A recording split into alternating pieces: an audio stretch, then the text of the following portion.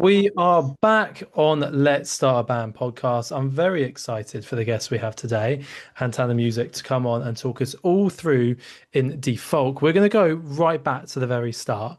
I want to uncover some of your roots and early influences. So tell me about the first song you ever wrote, what inspired it, and how do you feel about it now? Oh, the first song I ever wrote. Um, the first song I ever wrote was Three Chords and the Truth a long, long, long time ago. And it was obviously about a girl, as they all are. Um, it was probably early doors in singer-songwriter stuff, so it wasn't as miserable as, we get into. But yeah, God, I haven't even thought about that in a long time. And I don't even think I can remember that girl's name. Um, but yeah, so it was one of those. It was one of those when I started playing the guitar. I learned like I am a poster boy for how not to learn how to play the guitar. I I learned chords. I never learned songs. I kind of had no interest in playing songs. I wanted to write songs. So yeah, so that's it. And I just kind of started writing as of then, regardless of there was no quality control. It was just string chords together. Absolutely. It's funny to look back because people either are really proud of it or just they absolutely hate it. So who are some of your heroes growing up and how did they shape your approach to music? Well, my favorite band of all time is the Stone Roses. And my older brother, he's a few years older than me, so I was probably like maybe 10 or 11 when he started listening to the Stone Roses. So my earliest kind of musical memories is of like Sally Cinnamon belting out of his room and things like that. I mean, yeah, the Stone Roses are probably my biggest. I mean, they're certainly the reason I started like loving music. In terms of writing, bit less complicated than that.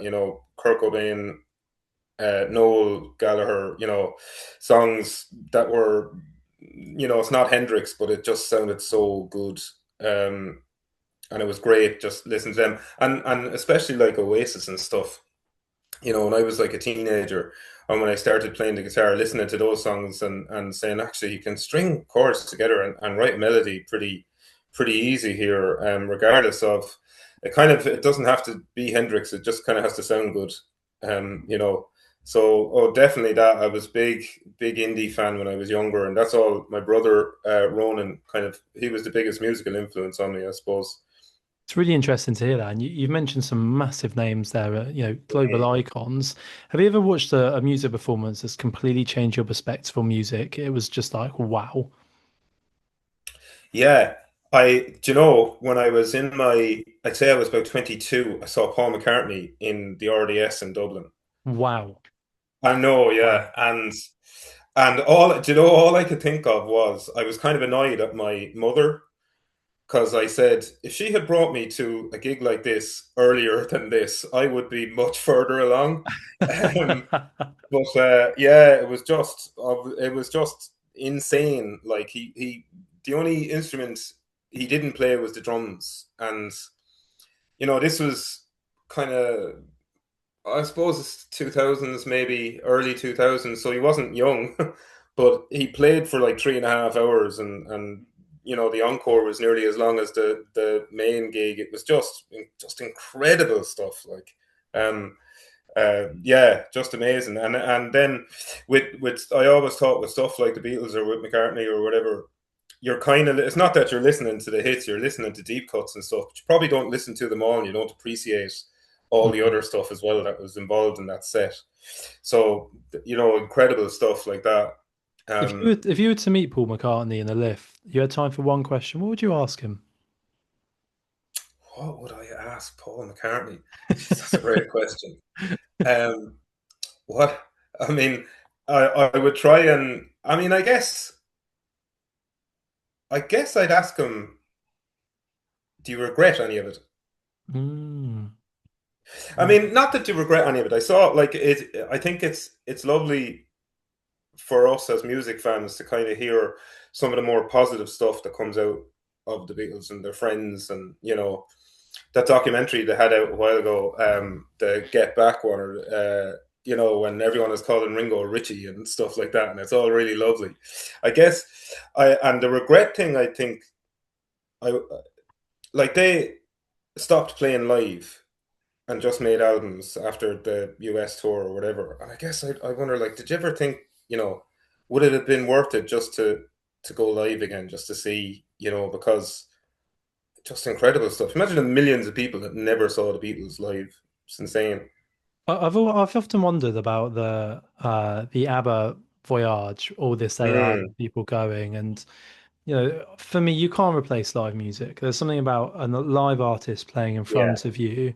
But when people Mm, talk to me about kind of legacy acts and mm, seeing Paul and seeing the Beatles together, is mm. that something that works? And I'm very torn. I haven't made up my mind up on that. There'll be a lot of Yeah. people listening along who are artists themselves. What's the strategy that you use when you hit a creative block? I kind of, so I go through, there's two things I do. I put the guitar down and walk away from it and leave it. Mm, mm, Because, I've tried, especially, years, you know, not even starting off, but even well into writing songs, I could force it and I could finish that song, but I know it's going to be terrible, and it's not real and it's not honest, and it's just trying to get there. So I will walk away from it. The other thing that I kind of do for a creative block is, especially with lyrics, is I'll write a verse and then I'll scribble it out and write it again. And one line might change, one word might change. And then I'll cross it out again. I'll write the same verse again, and maybe two lines might change in it, or I might get to a different thing, or I might actually move that down there, or whatever. So I think, especially when you're younger, you're getting into, like, if you're listening to Noel or Kurt Cobain or anything like that, you know, you you get into this kind of box to say, this is how you write a song, and music is supposed to be like this, and this is how you do it. But it's not really like. mm. My wife just gave me the finger there. Sorry, Josh. She thinks she's funny, but It's really funny you mentioned though. I remember speaking to him backstage at Isle of Wight Festival, and he said the exact same. He said that yeah, it has to naturally can't he can't just force it out. It will yeah, come to him, and mm, it's very much a flow state. And that really yeah, interests me. As someone who has failed at guitar, hearing this is great to hear. So yeah. seeing some of the shows and performances you've done, when you're playing that solo, and what do you see in your head? Do you see shapes, numbers? Is it muscle memory taking over? What's going on here when you're performing live? When I'm so if it can get into muscle memory, then it's going really well. Mm, If I am not concentrating on anything, like not concentrating on the next line, not concentrating on the next chord or whatever, then that's flow and that's brilliant. We're yeah. going. The main thing, so what I'm trying to do, and I try and sound the least pretentious I can be. What I'm trying to do is get across that emotion that I felt when I wrote the song. So my my consciousness is all fixed on. Um, it's kind of like dance like nobody's watching. Sing and perform that song like you just be honest with it, and push all of the emotion you felt when you were writing that lyric out of your face, out of your mouth. And that's what I'm trying to do. And if I can forget about everything else and make sure I'm comfortable enough pushing all that out, 'cause it's not really that comfortable being that exposed, being that vulnerable. But that's the stage you kind of have to push yourself to, because I think, like, people know when it's honest, and people absolutely know when it's not honest. Um, so that's what I'm thinking of. That's what I'm Are trying to you do very when I'm much performing. present though? Are you in that moment playing in front of people, or are you where you Yeah, first wrote that song, or no, just no, I'm in the moment. I'm in the moment, and I'm aware of everything around me. But the only important part of it is that the song is the only important part of it. I was in a band years ago, and a friend of mine, like a ridiculous guitarist, fantastic guitarist, and every time I'd write a song or we'd write a song, I'm saying, put in a solo here or do this and the other, and he was one to actually explain to me, just because you can do a solo doesn't mean you should. The important part is the song. The song is, it doesn't Mm. matter how good you are or I am or he is, it's what's best for the song, The and song's always the assets, always the most that's it. important thing. Don't let anyone tell you Yeah, any different. yeah, absolutely. And that's Uh, that's what I'm trying to do. I'm aware of everything that's going on, but my concentration is making sure that that song comes out the best and how I intended it to come out. How do you know when the song is finished and ready to be released? Because, like you said, I think a lot of creators I speak to are perfectionists, right? And they're Mm, trying to change the tiniest bit on the chorus or this yeah, melody or ad lib. And it's like, as a fan, I'd never notice. I'd never notice these things that are yeah, probably playing on their yeah. mind. So, how do you know when it's ready? So how I know when my stuff is ready, I can hear it. So I write all my songs on an acoustic guitar, and I can hear everything else in my head before I go into a studio or whatever. I know it's finished when everything I can hear in my head, there's nothing more I can do physically in that state but the things I can hear in my head. And I mean, when you go into a studio, you kind of have to trust the engineer as well. You could stay there forever, more cowbell, but you kind of have to trust, the opinions you're getting. You have to trust that you give out your opinion, say, I want it like this, I want to do this, I want to do that. You also have to, you can try stuff in the studio and it mightn't work. And you have to keep saying to yourself, do you really want to be listening to this for the rest of your life and Mm. regretting the fact that you put it in, you left it out or whatever? So Mm. I'll get to that stage where I'll hear it and I won't hear anything else in my head that, you know, I won't even sing along a bit. I'll say, yeah, okay, that has enough then. Let's go with that. As a musician, what's the best piece of advice you've been given, and why has it stuck with you?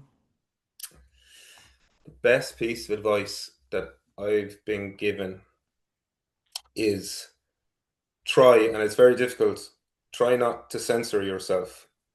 Uh, and I did for years when I was writing songs. I was writing lyrics about, I'd be writing about something, but I would be trying to make sure the lyrics were so clever that nobody would know what it was about. And it comes across as it just comes across as kind of made up or dishonest. Not dishonest is a strong word, but you kind of have to be you kind of can't censor yourself. You just have to put it all out there, like for the good of the song, as I say. And unfortunately, it's not like it's not a diss track or anything. But unfortunately, people might say, "What's that about?" And this reminds me of X or whatever.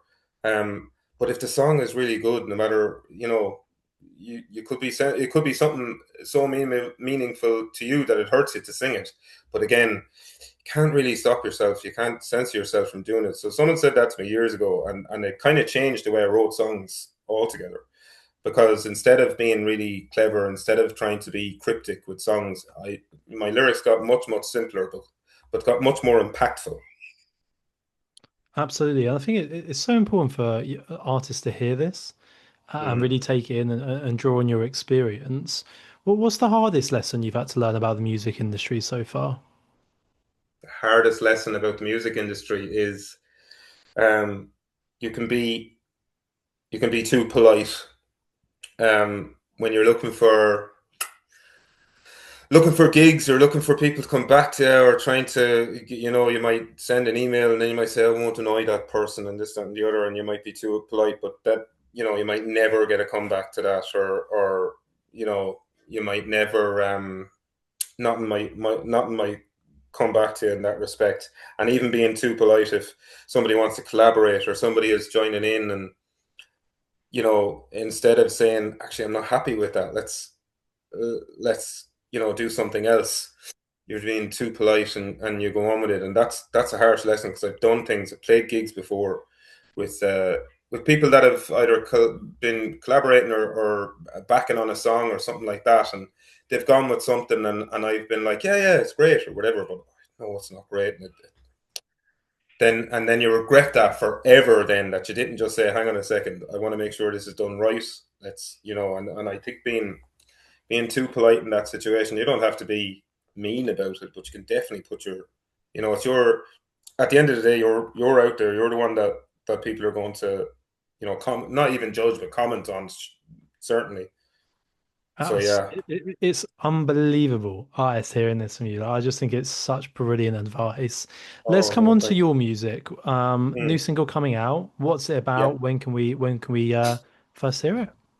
So the new single is called "This Is the Show." It's out on the 29th of May. Um, wherever you get your music, as they say. This Is the Show is a song about kind of. I mean, I get it's kind of about social anxiety. It's kind of about the kind of quiet performances that we do ourselves to show a side of ourselves that isn't exactly real. So you're going through some stuff, things might be going terribly wrong or whatever, but you might walk into a room, into a pub, into a party, into school, into whatever, and the people that you meet, even the people you love or are close to, they get the show and they don't get the real thing. And that's, there's so many times that we've probably all done it. So many times that we've gone into work or gone to do a gig or whatever, and the side that we're showing is not really what's going on, and it can be damaging first of all, but also it's only hurting you. You're left in this kind of a state that you're never going to move on, or that stuff is never going to get out of your head because you're keeping it there and you're not pushing it out. So it's that it's that it's that facade the show is that facade that you put in front of people because you don't want to tell them exactly what's going on. I think it's a beautiful kind of reason for a song and an emotion that perhaps a lot of us actually go through. And I think that's Yeah, what music's all about, relatability, isn't it? Really, and making people feel that emotion on the song, and it's yeah, absolutely yeah. fantastic. Okay, so we've got some latest music news to bring everyone. So Spotify have launched a verified badges for human artists. It's a green check mark to distinguish real artists from AI generated profiles. To qualify, you need to link social accounts, have consistent listener activity, merch, or live dates. And they're claiming 99% of actively searched artists will be verified at launch. It matters for your audience, and it matters for a lot of people. The industry is very much against AI artists, a lot of the case. It is coming. Mhm. We're not going to be able to stop that. Yeah, But it's also, it's something that this probably wasn't a problem 6 months ago, which is yeah. coming there now. Mm. And Deezer have just announced that 44% of all new music updated to their platform daily is AI generated. What's your thoughts on that? 44%. Christ. Um, I mean, it's equal parts terrifying and grim, Mm. because you can't you can replicate lots of things. You can't replicate emotion and human experience and that kind of that kind of stuff. It's I don't know how you can replace a man and a guitar on the stage yeah, and the vibrations and the feeling, or whether it's a band, or whether yeah, it's a solo act, solo duo, a female duo. You yeah. cannot replace human emotion, can you? No. I just can't believe that that can be done.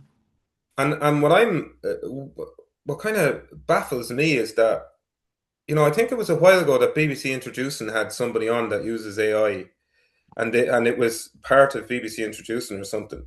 Like I can't understand how an actual musician, and I'm not talking about, I'm talking about at every level, successful or not successful or starting out. I can't understand how people would think, yeah, AI, this is going to, this is what we'll do, because it's just, it's not, it's not why you get into it. Like nobody says, or maybe they do. I don't know. Maybe I'm old giving out the kids and their new music, but I don't know. I I think I there's have definitely. I've spoken to an AI artist Mm, last month because I'm just interested and I'm curious. mm, And their reasoning was, I don't have the talent to do it. This is my yeah. way of expressing their emotions. And I'd never tried to think from their perspective. And there's two Mm, schools of thoughts there. It's like, well, you've got to learn. You've got to do what I didn't do and put the hours in to understand that. But also, are we taking it too seriously? Is it something that we all have the freedom. It's going to come. There's no doubt about it. I mean, the next news article here is Udio has admitted in court that it's trained AI on YouTube audio and using stream ripping tools. Sony is fighting this. Universal and Warning are already settled and licensed Udio. So Sony is going alone in a lawsuit. And Sono acquires Songkick and wants your live data. So Sono is an AI music generator. Yeah, Bought Songkick from Warner Music as part of their licensing deal. They're transferring all of the data, artist preferences, location, alert settings over, and they want to connect iMusic creation to live event discovery. So now an AI company now owns one of the biggest concert discovery programs, and they have years of data on what live music fans actually want to see. And that's significant power that most artists haven't clocked onto yet. So yeah. there's two schools of thought, and whether we like it or Like not, I it's think coming. so. It's coming. I wouldn't. Yeah, yeah, yeah. I wouldn't, and I don't mean to be. And I'm coming from a place where, as I said, I am not a gifted guitar player, by any stretch of the imagination. I, I, I wouldn't. I wouldn't. I understand maybe leveling the playing field or that kind of a thing. Like like you said, everything you just described there. It's like social media. Nobody really likes it, but it's kind of one of those things we all have to do if you're promoting something. But I think there's plenty of people out there with talent. So, for example, if I go into a studio, I don't play a piano, but if I want keys on a track, I know somebody that can do that for me, or the engineer can do it for me, or whatever. And as long as the input into it is your own, you're not, I wanted to sound like X, or I wanted to, I wanted that, I wanted light, I wanted blah blah blah. So your input is great. Uh, I I couldn't ever imagine getting AI to do that for me because there'd be no soul in it whatsoever. Regardless of who writes it, somebody has to create it. An actual physical person create that for me. You can explain the song to them, and then whatever. I mean, it's the like the monopoly that you just described there about an AI company owning. It's terrifying. Yeah, I just don't know. I think there's lots of ways around things if you don't play. Like everyone doesn't play every instrument on their album, so No, of there's course. ways around doing it. You can get someone else to do it for you. And that's the beautiful thing about music is that collaboration and working with other Yeah, artists and yeah. And I also think though, with AI music coming out there, people might just have to ask themselves why they're listening to music. I mean, are you listening to it just because you want, elevator music in the background, or do you want to feel something for it? Because if you tell people that this is AI, you know, there's no emotional connection to it. So I can't imagine that it's going to be labeled as AI when it's out there. Absolutely, and it's such a good point to make. And then the last bit of music news I have to bring is the US Copyright Office wants to raise registration fees by 43%. 10 major music organizations, including the Recording Academy and the American Federation of Musicians, are formally opposing it, arguing it will lock independent artists out of the Yeah. system entirely. For the UK artists, it directly affects any artist here in the UK releasing in the US market or seeking US copyright protection. The artists who can least afford it are the ones that need it the most. And, Mm, and hopefully that does get overturned and they rethink that one because there needs to be more support for grassroots artists. Without the yeah. venues and the support here, you're not going to get the future headliners. And yeah, I just think Yeah. they need to give their head a little wobble there. Yeah, yeah. I mean, everything is. I mean, it's an industry that there's not. I mean, there's not a huge amount of money to be made, so the outgoings are much more now than anything that's income. It's incredible that it's gouging. Like raising anything 43% is just Crazy, isn't it? incredible. Absolutely crazy. Antanna, Yeah. thank you so much for coming on today. I absolutely No, adore thanks, your Josh. tune, Random Words. I'm really excited for the new release. It's going to be absolutely fantastic. Anyone listening at home that's related, you've had some incredible advice. Make sure you go and follow Antanna Music. It's been an absolute pleasure having you on the Thank you, Josh. podcast or part of my band for this evening. And I hope you have an amazing rest of your year. Thanks, man. Appreciate that.